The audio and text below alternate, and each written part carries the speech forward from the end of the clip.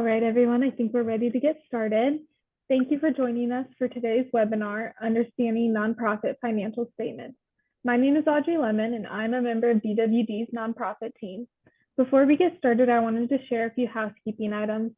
The webinar will be recorded and will be available on our website after the conclusion of the webinar. Today's slides will be emailed to each of you as well after the webinar. If you have questions during the webinar, please submit them through the Zoom Q&A screen. We will try to answer these as we go, but if we don't answer your question during the webinar, we will follow up with an email to you. Also joining us today are fellow nonprofit team members Phil McKenzie and Carrie Minnick. We appreciate this opportunity to work with you in gaining a better understanding of your financial statements. And now let's get started. Thank you, Audrey. And again, thank you all for attending today. So in today's webinar, we are going to first talk about some just basics of financial statements, and then we're going to move into actually looking at a set of financial statements for nonprofits. So if you happen to have a set of your nonprofits available, you might want to, take a look at those and follow along on your statements. So just some things to get started. Your financial statements are definitely looked at by a lot of different people. So, of course, management, your executive director, your CEO is going to look at them to use in managing the operations. Your board of directors, in order to make decisions. You also might need to submit your financial statements to donors or funders. If you have an audit done or a review done at the end of the year, your external CPA is going to look at those. If you have some type of loan with a bank, they might ask for your financial statements.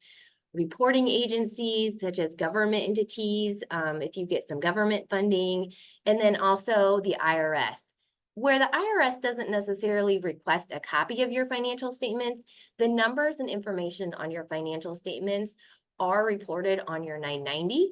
So again, this is why it's so important to make sure that your financial statements are accurately prepared. Having your financial statements, unlike your 990 that is required to be made for public disclosure, your financial statements are not. However, some nonprofits do choose to put a copy of their financial statements on their website, so that way people can see it. Again, it's not required, but it is something to think about. So I don't know if any of you do put your financial statements on your website for people to look at. Again, it's totally up to the organization, but it might be something to consider. When we talk about financial statements, there are three really bases of accounting that we use. And which basis you used really depends on the organization. However, once you pick one of these bases of accounting, that's what you stick with. You don't go back and forth year over year. That's what your organization is following. So that's the basis that you use. Now, there may be some instances where you would change your accounting basis. However, normally it's you pick one of these bases and that's what you go with. So the most simplest one is cash basis. And this is where revenues and expenses are recognized when money is exchanged. So think of it just like for your own personal accounting. So, when you get paid, when you receive your paycheck, it goes in the bank. That's when you record your revenue. When you write that monthly bill for your mortgage or utilities, when you write that check, that's when the expense gets recorded. Now, on the other side of that is the accrual basis. The accrual basis is a little bit more difficult. It takes a little bit more time. Revenues and expenses are recognized when incurred, so not when the check is paid or when received, but when they are incurred. Then we also have the modified cash basis, and this is a combination of the cash and the accrual basis.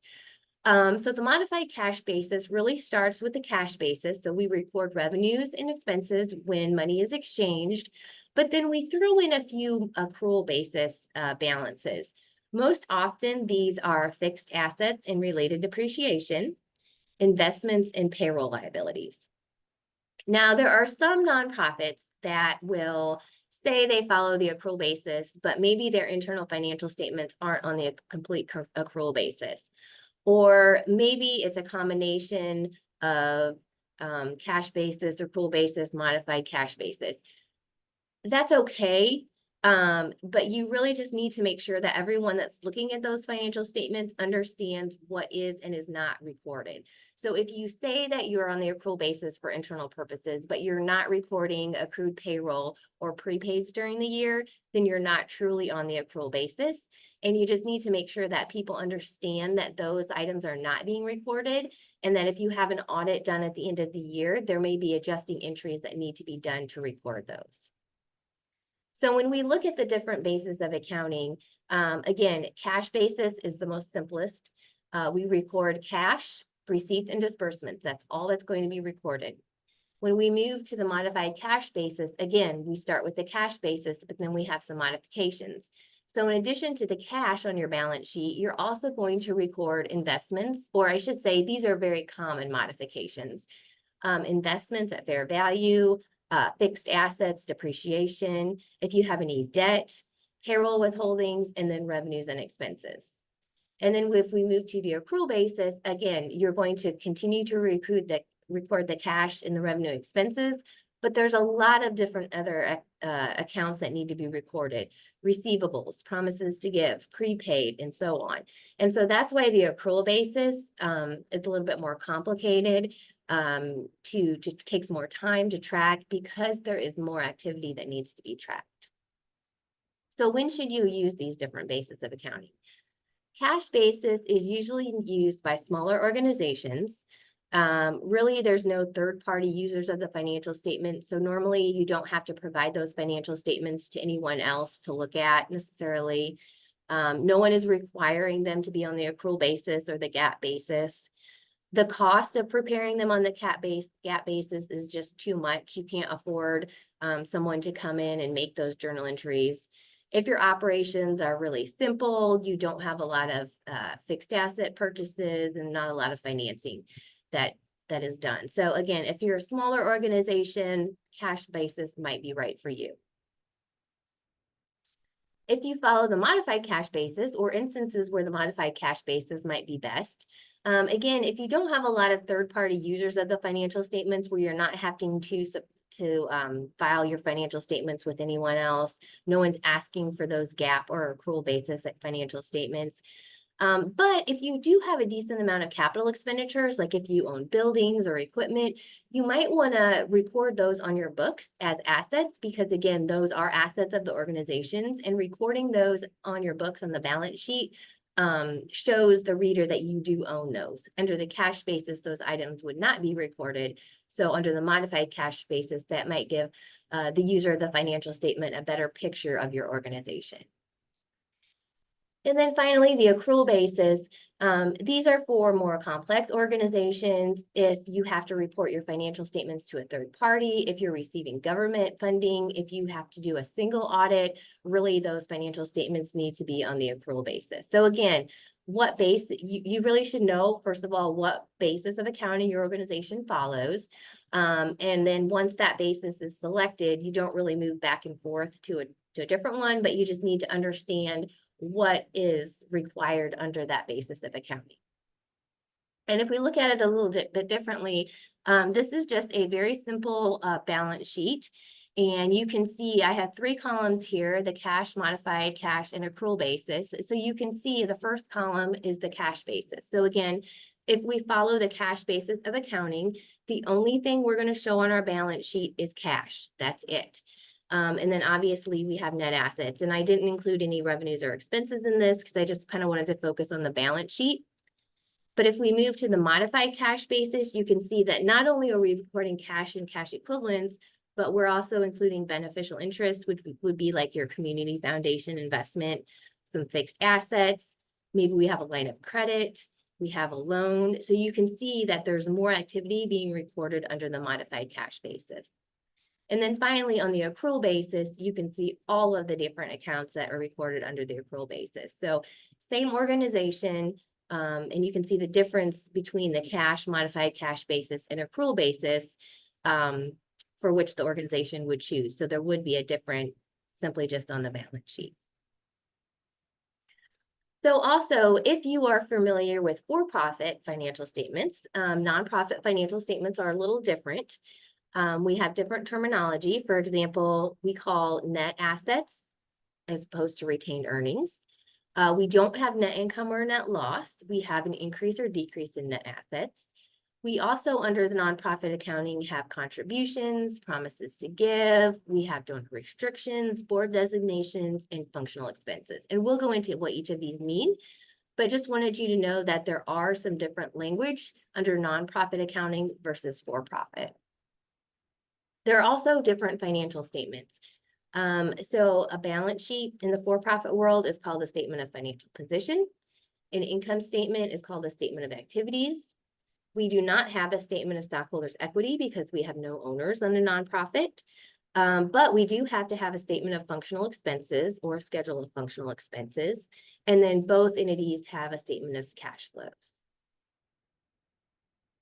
And when we're talking about financial statements, there's also a difference between external and internal financial statements. So when I'm talking about external, I'm talking about maybe at the end of the year, you have an audit done or a review done. So you have that independent CPA prepare the financial statements versus internal financial statements, which are printed out of your accounting software, whether it be QuickBooks or MIP or Intact. There is going to be a difference normally. Sometimes the internal financial statements may not provide the entire organization's accounting. It might just be for just operating or a certain segment. There might be limitations as to certain statements. You might not provide a statement of functional expenses or a cash flow.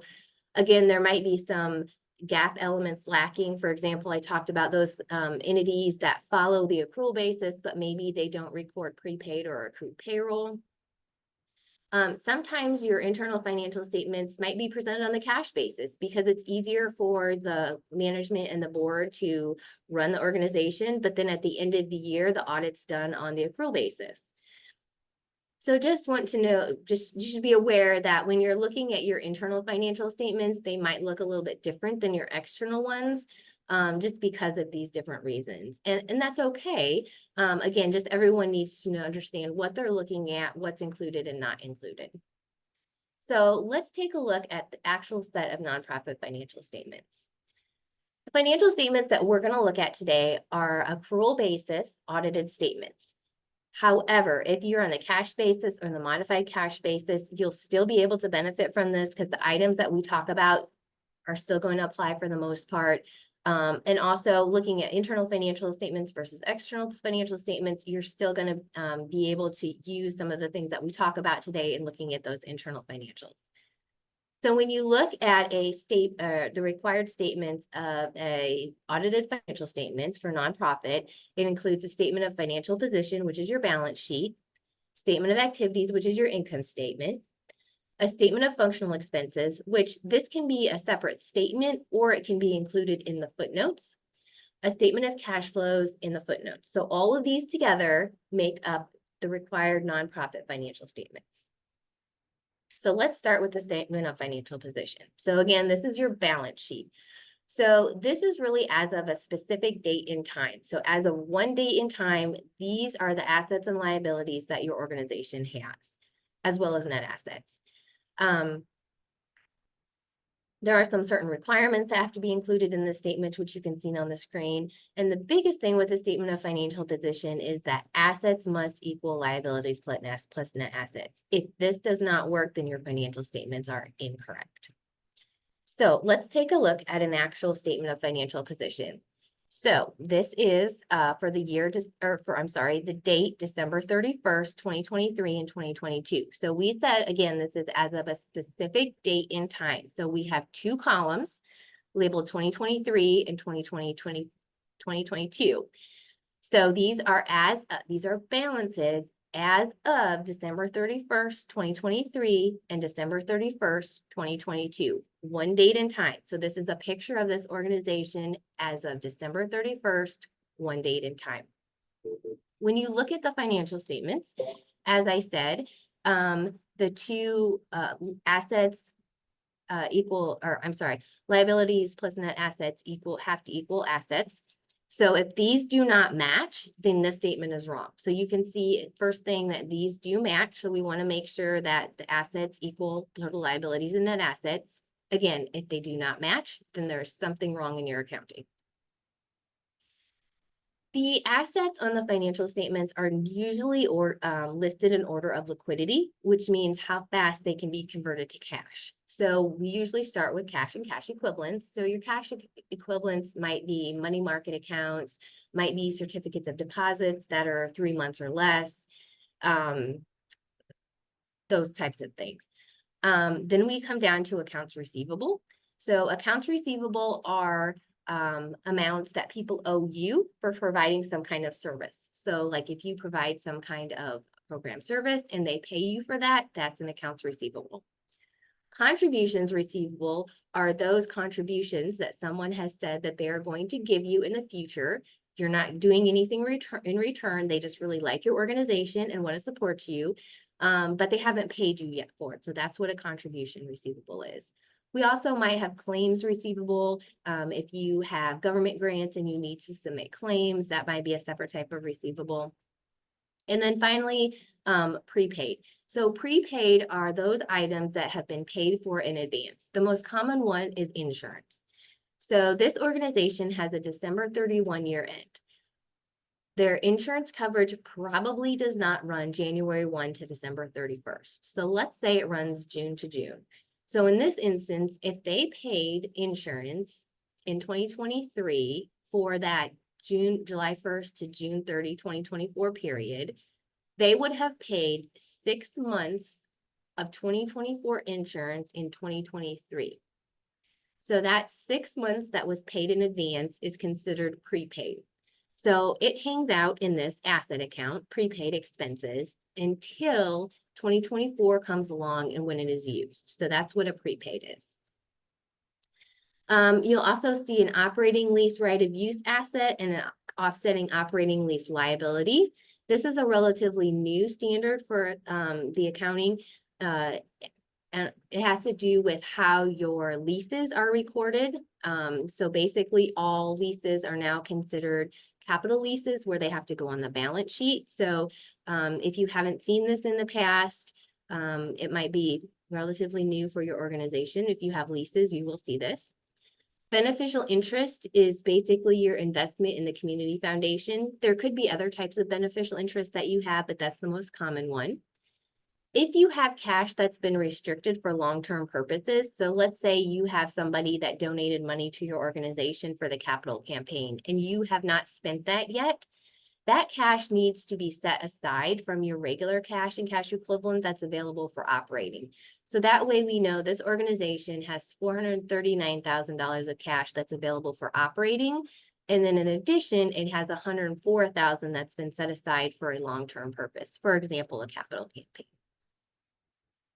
And then finally, property and equipment. And that's going to be your fixed assets. That's going to be your, your vehicles, your equipment, your buildings, those types of things that you've purchased and then are depreciating them versus expensing them. So if you buy a vehicle and its life is 5 years, you are not going to expense that $25,000 vehicle this first year. You are instead going to put $25,000 on your books as an asset. And then you're going to take 1/5 of that 25,000, so 5,000 each year, and expense it. So that's what we're talking about when we depreciate those assets. So again, and these are not all the only assets that you can have. These are just the more common types of assets that nonprofits have. And again, these are items that your organization either owns or that are owed to you.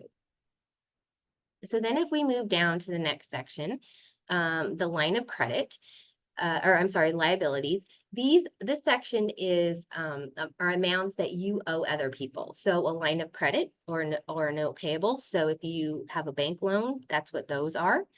Accounts payable, that is what you owe other people.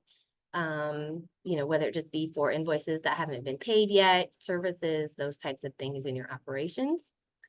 Accrued payroll and withholdings, these are a liability for payments that you have not made to your employees yet. So as of December 31st, 2023, your employees have worked a certain number of days, but they probably haven't gotten paid. They didn't get paid on December 31st for work that they did through December 31st. They probably will get paid June 5th or something like that. So because they worked that but haven't been paid yet, that really needs to be recorded as a liability on your books. So that's what the accrued payroll is. And then if there's any withholdings, vacation, if they have earned the vacation or the PTO and haven't taken it yet, that is a liability that also needs to be recorded on your books. So that's what that is.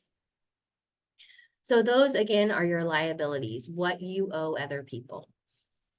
And then the last section are your net assets. So in the for-profit world, this would be called equity. This is basically your net income from the start of the organization's existence. And we divide it into two separate categories, without donor restrictions and with donor restrictions.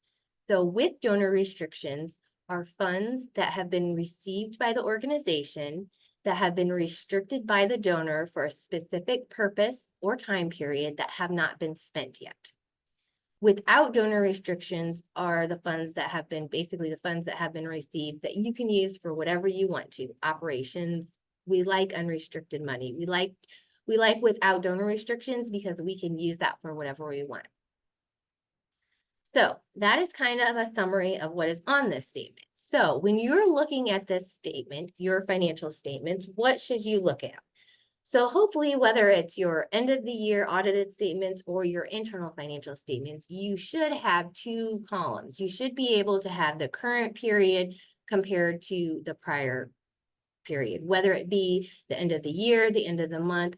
You really want to have two periods to look at, so that way you have some comparison, because that's the first thing you want to do. Okay, looking at this year compared to last year. So for example, accounts receivable. We have $49,000 of accounts receivable this year. We had 0 last year. So why is that? That is a significant increase in accounts receivable. Well, it could mean a couple different things. Maybe we started a new program in 2023. We didn't have this program in the prior year, so we didn't generate that revenue, and so we have no accounts receivable. That's a valid explanation. Or maybe we're just really behind on collecting our accounts receivable. If there's a significant increase in accounts receivable, are we not going after those balances that are due to us? Is there a large amount of old outstanding receivables? So that really should be something that we ask if we see that. Same with contributions receivable. Now, sometimes in the nonprofit world, there could be multi-year contributions receivable. So for example, if a foundation says, congratulations, we are going to give you $500,000 of a grant for $500,000. However, it's going to be payable over 5 years. So that means you're going to get $100,000 per year for the next 5 years. Well, as soon as you're notified that you are going to get that grant, you have to record $500,000 in revenue and $500,000 in contributions receivable, even though you're not going to get it until the future. Then each year that contributions receivable is going to be reduced by $100,000 for those annual payments that you receive. So that first year, when you record that $500,000 in contributions receivable, that's probably going to be a significant increase over your balance in contributions receivable from the prior year. And so the explanation would be is that you did receive a multi-year grant that had to be recorded that year. Again, looking at the different balances, you want to compare this year to last year. Why did things, why are there significant variances? There could be a perfectly good explanation for the different variances, or there could be an error. It could say that maybe something is not being done right. Like for example, the accounts receivable, we're not going after those bad debts or those slow payers, and there could be some that we need to write off as bad debts. Same thing with accounts payable. If our accounts payable balance keeps increasing, does that mean that we're not paying our invoices timely? Do we need to put something in place to pay our invoices more timely? So that type of thing. Investments, when we're looking at investments, are they coinciding with the market? If there were huge unrealized gains this year and the market went up, did our investments go up? If the market went down, did our investments go down? Same thing when we're looking at fixed assets, property and equipment. We're looking to see, how old are those assets? If we're depreciating them, once we depreciate them and the balance basically goes to 0 for those, how much longer do we have to replace that? Because somehow we're gonna have to pay for those. So how old are our assets? When we're looking at net assets, we want to make sure that the with donor restrictions is positive. If that $267,116 amount would negative, that would be very bad. That would mean that we borrowed against our restricted money. That would mean that we used restricted funds for unrestricted purposes. And we also want to make sure that our without donor restrictions is a pretty decent amount, because that's what we're using for our daily operations. One other thing, cash, I often get asked, okay, we have a large amount of cash on hand. Is there a specific amount or a limit that nonprofits can have in cash? The answer is no. There's not a law or a limit as to how much cash a nonprofit can have. However, you are not in existence to be a bank. You are in existence to provide services, your programming, your mission. So you really want to make sure that you are doing that. Best practices say that you should have 3 to 6 months of cash on hand, so enough cash to cover 3 to 6 months of expenses. However, there could be instances where you are generating a large cash balance. In those instances, maybe you are getting ready for a capital campaign, and so you're starting to collect cash so that you as the organization can make some of those payments, or maybe you're starting a new program. So no, there is not a required or a limited amount of cash that an organization can have, but you also have to remember that you have a purpose, a mission that you are in existence for, and you want to make sure that you are using that funding to follow that mission. We talked about current liabilities. The other thing too, as we talk about these financial statements, these numbers are going to flow back and forth. So the cash that I talked about, that's going to flow to the statement of cash flow that we talk about. They're all intertwined together. So if one is off, then more than likely they will all be off. We talked about net assets, they flow from the statement of activities. All right, so when we talk, I also wanted to provide, as we were talking about these different items, some related policies that you might want to consider having in place if you don't already have them in place. And these are primarily best practices. They're not necessarily required, but you really should consider maybe putting them in place if you're not. Those policies that are related to the statement of financial position would be a cash reserves policy. So how much cash should we have on hand? Do we set up some type of a reserve, or should we board designate a certain amount of cash for a specific purpose? Investments and endowments. If you have investments and endowments, if you don't have investments or endowments, this really isn't applicable. But if you have investments, you should have some type of policy in place that says, what can we invest in? Is it okay to invest in stocks or, EFTs or CDs or bonds, or, what is our investment threshold there, our risk? What are we willing to risk with our investments? What are the goals of the investments? Same with the endowment, what is the purpose? What is the goal? How can we spend the money? Capitalization policy, we talked briefly about fixed assets and capitalizing that vehicle of $25,000 and then expensing it over the useful life. So what is our capitalization policy? You should have that in place. Usually it's assets that have a life of 1 year or more. And a very common one is if they cost $500 or $1,000 or more, that doesn't have to be your policy, but those are very two common dollar amounts that are used by nonprofits in order to capitalize fixed assets. Along with fixed assets, do we have an asset replacement policy in place? This identifies our assets. We need to have a list of those assets that we have, and then determine when we need to replace those, because eventually you're going to have to replace your HVAC system. You're going to have to replace your computers. You're going to have to do repairs to your buildings. Are you going to be able to have enough funds to pay for those replacements when it's needed? Or are you going to have to take out a loan or get a grant? So just being proactive and planning for those future replacements is kind of what this policy does. And then finally, board designated. So talked briefly about donor restricted funds. So when a donor gives money to an organization, they can restrict it for a specific purpose or a specific time period. The board can designate funds, so they're not restricting it, but they're designating it. So that money that comes in that has not been restricted by donors can be set aside for a specific purpose if the board so chooses. And so if you do that, then you should probably have a written policy in place that says what we're designating these funds for, what, how much are we going to put in it? How much are we accumulating in this fund? What's it for? How are we spending it? That type of thing. Not all organizations have board designated funds, but if you do, that you should have some kind of policy in place. If any of these policies that we talk about today you don't have in place and would like a copy, we are happy to provide a sample. Just let us know and we can send it off to you. Okay, so that was the statement of financial position, basically your balance sheet. So let's move on to the statement of activities, which is basically your income statement.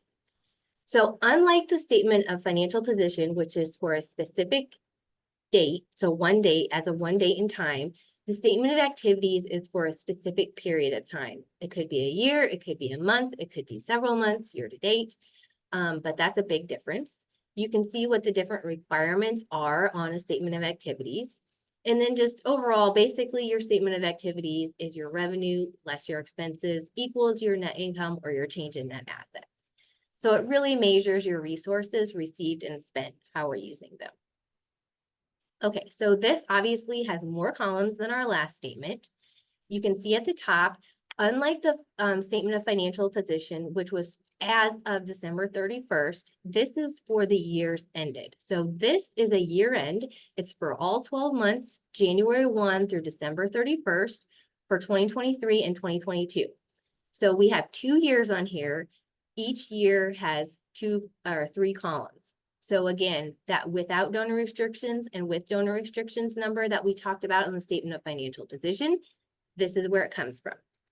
Okay, so the top part of this statement talks about your revenue, your income, where you're getting your money from. Contributions, again, are those items that people donate to your organization.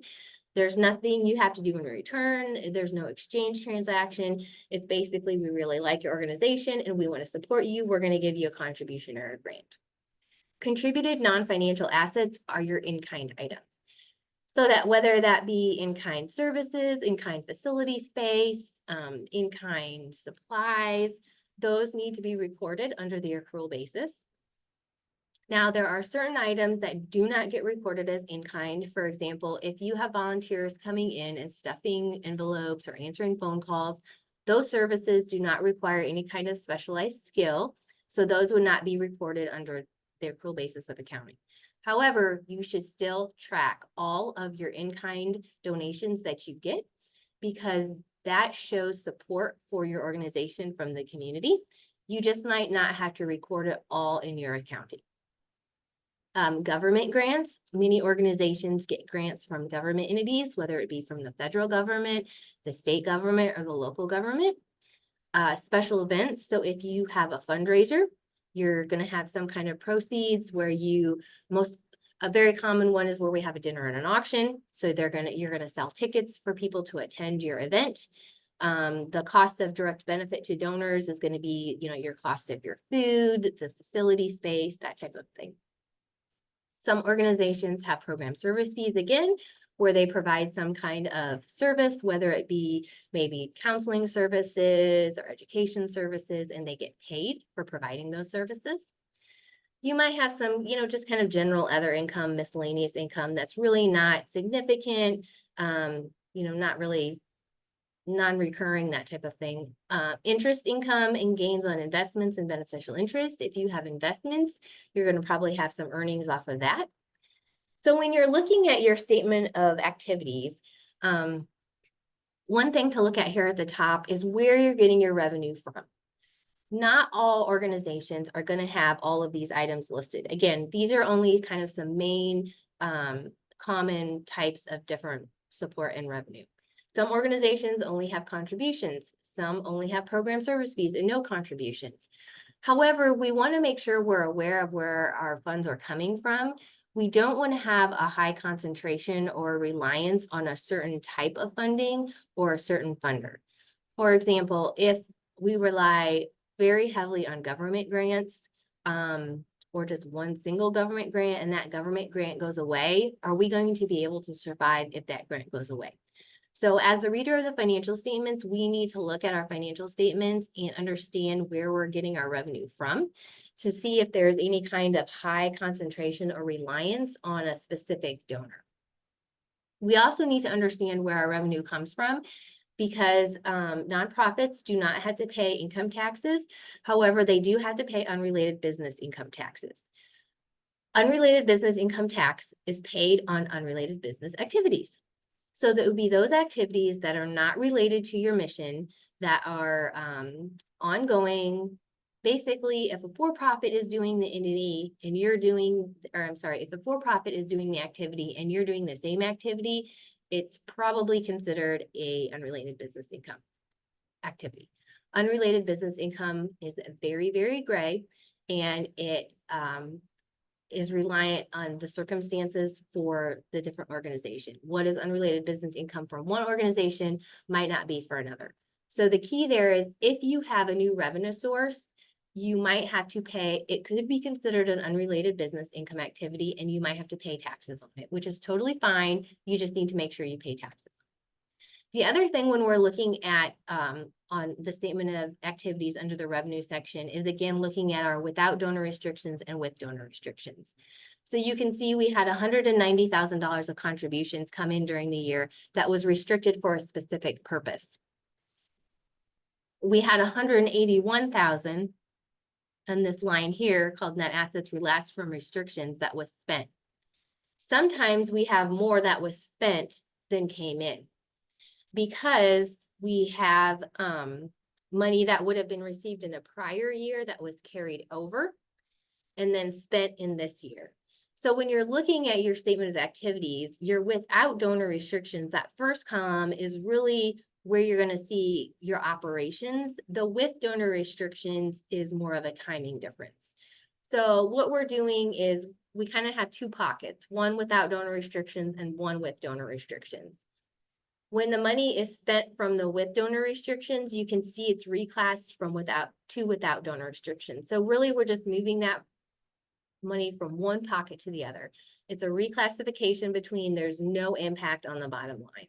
So there's no actual income coming in or going out for that net asset release from restrictions. It's just a reclass. The next section of this statement is your expenses and losses. So all nonprofit organizations have to show expenses by function. That includes program, management in general, and fundraising. And then we also have losses on our investments, or if we sell fixed assets, we have that listed as well.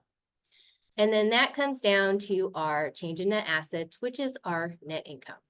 Obviously, we like it if this number is positive because that means we brought more income in than we spent. Sometimes, however, it is negative. That happens.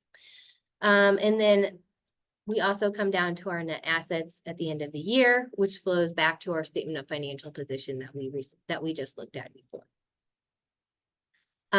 So again, when you're looking at your statement of activities, making sure that you understand where your revenue is coming from. If we do have a high volume of with donor restrictions, we need to know what those restrictions are for to make sure that we are able to spend them, because we don't want to just get a bunch of with donor restricted money and not be able to spend it, because we do need money for our operations.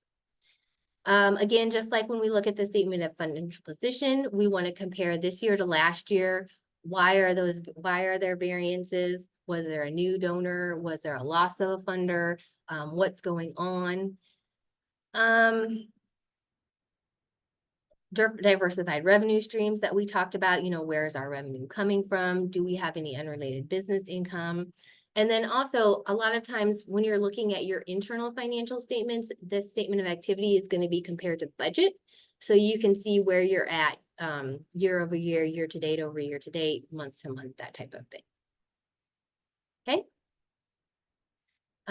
So again, the statement of functionals flows through the expenses flow through to the statement of functional expenses, which we'll look at next. But before we do that, I did want to talk about a few more related policies that you might consider implementing if you don't already have a place. A gift acceptance policy talks about what type of gifts you will accept. Will your organization accept a building? if you've never owned a building before. Will it accept Bitcoin? So a gift acceptance policy kind of summarizes what types of items your organization will accept and will not accept. So that way it's easy to communicate that to donors. Contribution substantiation really isn't a policy per se, it's more of a procedure. What is your process for thanking donors? Nonprofits are required to provide documentation for contributions when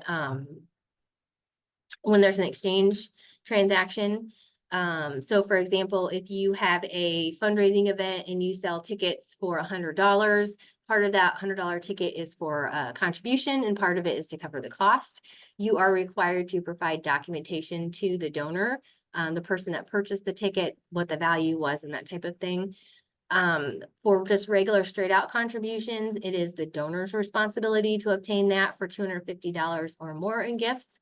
It's really just best practices that you provide a thank you that has this information on it for all donors. It just makes the donor's life much easier.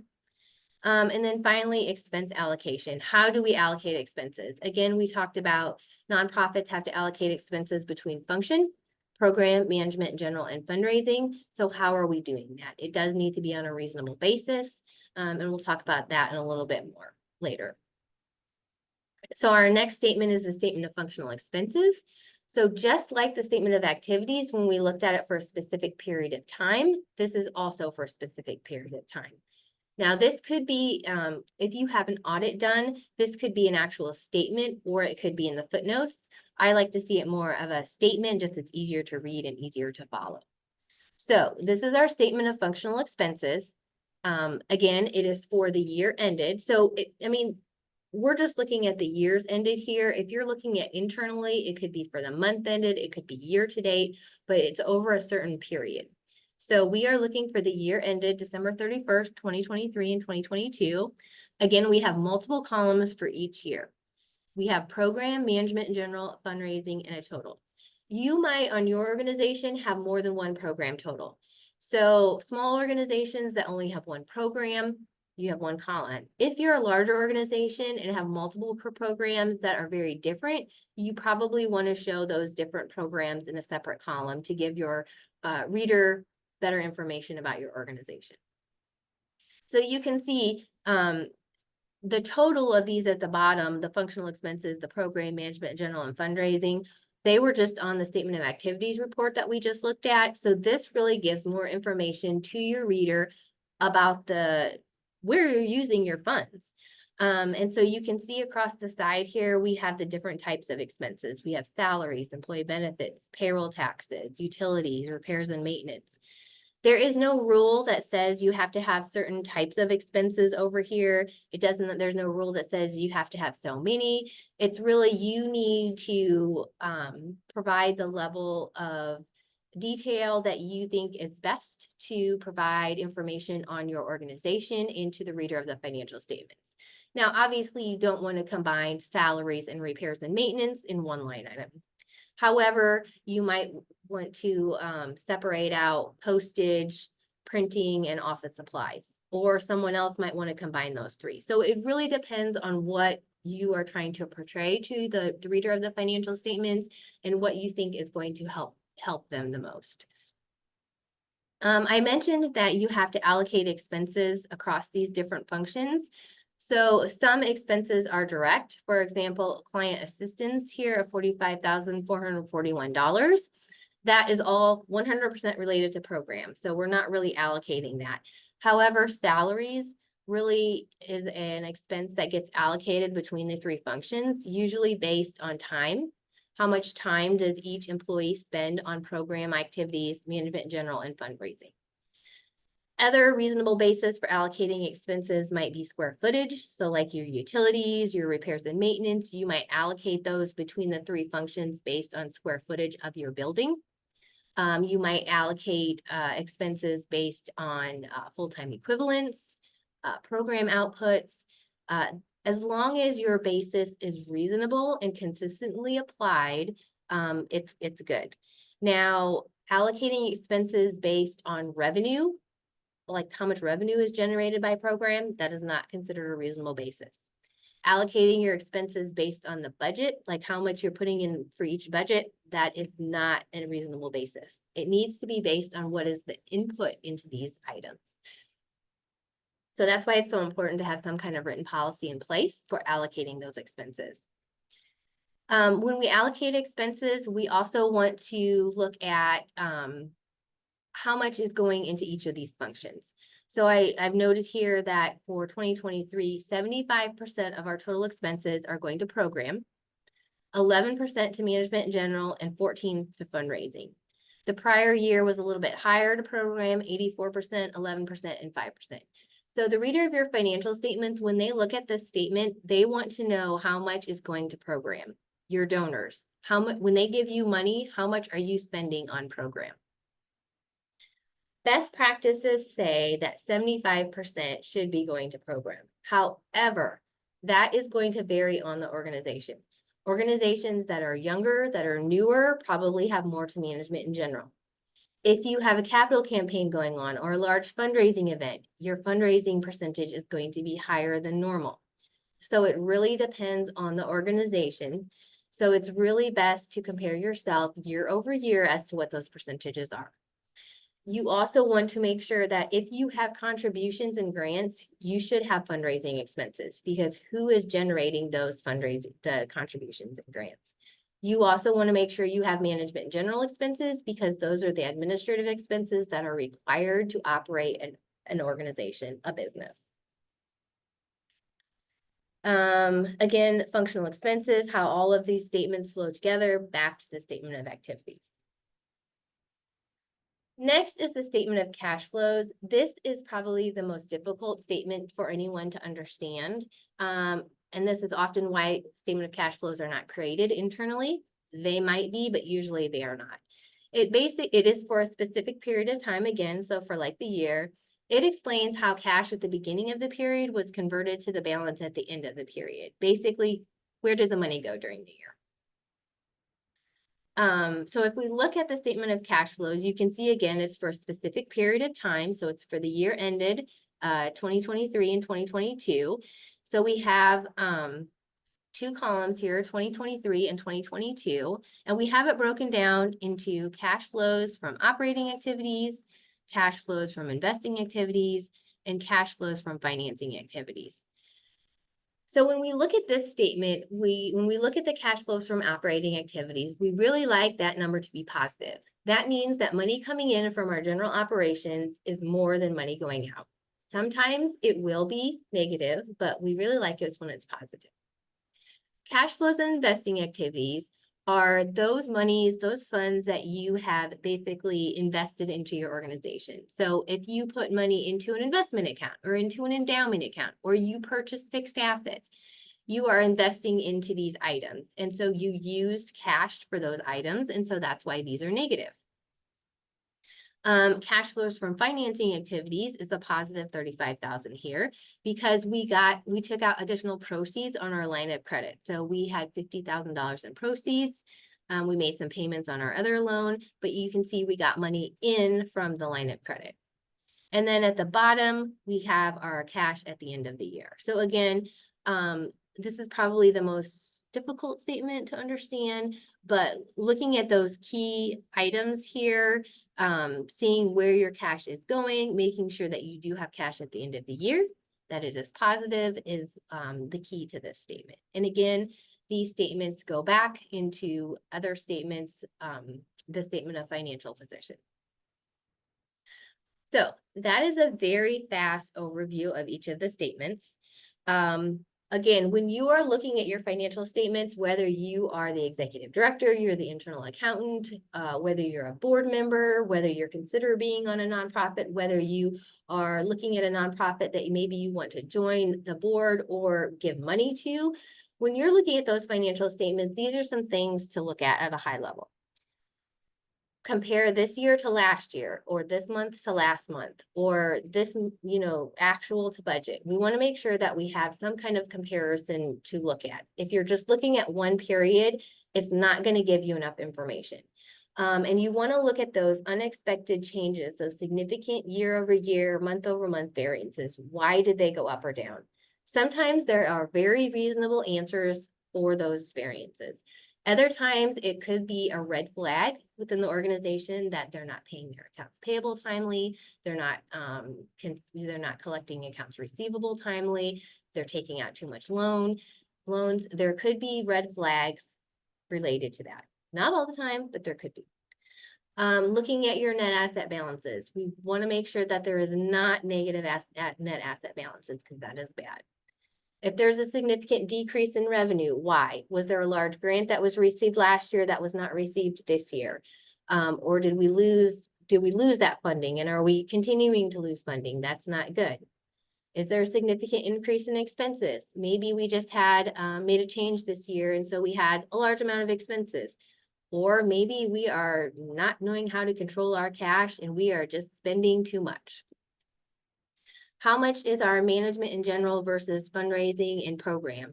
You know, is that allocation reasonable? What are those percentage? Do we have negative cash flows from operations? Again, we might have a negative number occasionally, but consistently having that is not a good thing. Nonprofit, not-for-profit does not mean that your organization should not or cannot make revenue, make income.